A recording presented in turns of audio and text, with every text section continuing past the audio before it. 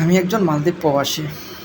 আমি আমার ভিডিওটা জানি না আসিফ নজরুল সাহেবের উদ্দেশ্যে আমার ভিডিওটা, কিন্তু আমি জানি না আপনি দেখবেন কিংবা আপনার নজরে যাব, কিংবা বড় বড় কর্মকর্তা সকল আছেন ওরার নজরে যাব কি না যাব আমি জানি না। কিন্তু আমরা মালদ্বীপ প্রবাসী তেমন একটা ভালো নাই, আমরা খুবই আতঙ্কের মোকাবিলায় আছি। আর যেভাবে আতঙ্কের মোকাবিলায় আছি সেইটা মনে রাখি দিলাম, মনে রাখিয়া আমাদের বাংলাদেশে এয়ারপোর্টে যেগুলো সমস্যা হচ্ছে এবং আমরা যে আমাদের টিকিটের যে মূল্যটা যে বড়ন্ত বৃদ্ধি পাচ্ছে এটা বলার অজান্ত বাইরে। আজিম নজরুল সাহেব আপনি বলেছিলেন প্রবাসীর জন্য এই কর্ম সেই কর্ম, হ্যাঁ আপনার কথা বাস্তব রয়েছে। আপনি করাইতে আছেন না, আমাদের প্রবাসী বা আইনতর কলারে ধরাইতে আছেন না, আমাদের প্রবাসী যাওয়ার জন্য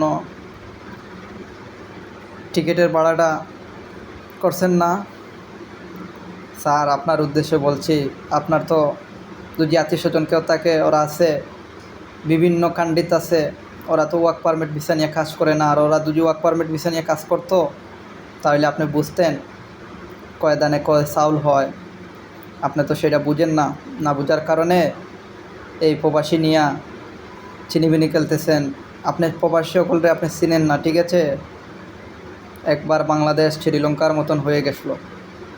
এই প্রবাসী অকলে রেমিটেন্স বাংলাদেশে পাঠাইয়া বাংলাদেশের সচল সাক্কাটা ভালো রাখাছে।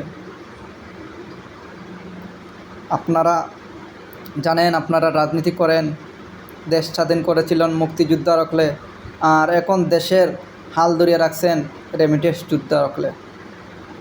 1,50,00,000 রেমিটেন্সের সাথে আপনারা চিনিবিনি খেলবেন না। আর আপনারা চিনিবিনি খেলিয়া আপনারাও ক্ষমতায় বেশি দিন থাকতে পারবেন না।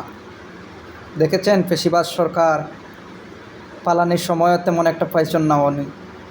এইরকম আপনাদের পরিস্থিতি ইয়ে দাঁড়াইবে, আজ না হয় কাল।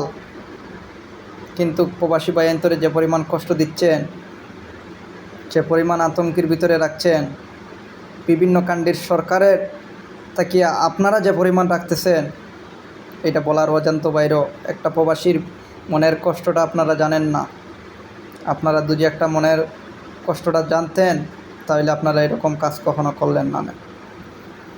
আপনাদের কাছে আমার খোলা আবেদন, আপনারা যত দ্রুত বসিয়া এগুলা সংশোধন করার চেষ্টা করেন, যত দ্রুত। আর কিছু আমার বলার নাই, আপনারা সবাই প্রবাসী ভাই আইনতে আমার ভিডিওটা একটু শেয়ার করে দেন।